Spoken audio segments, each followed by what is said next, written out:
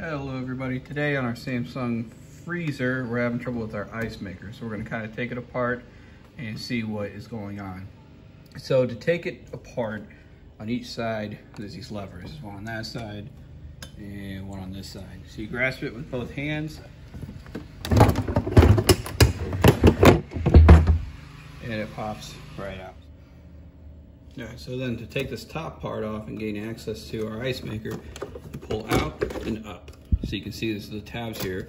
So pull the bottom out, push up, it comes right off. So as I look at this, I can see on the underside, I have a bunch of ice buildup. So,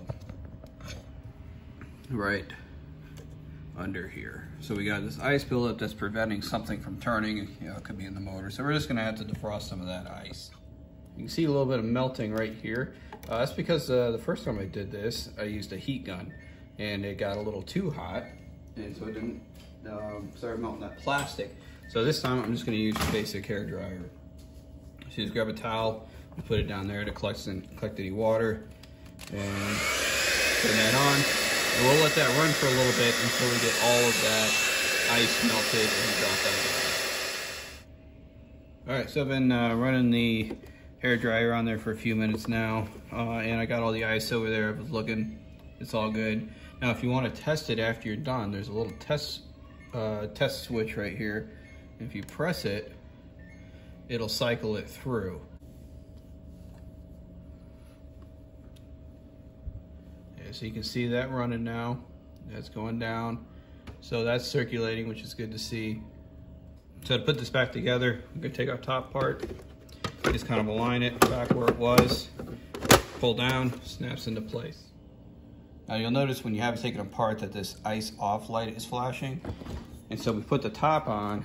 Now we just need to put this bottom part on.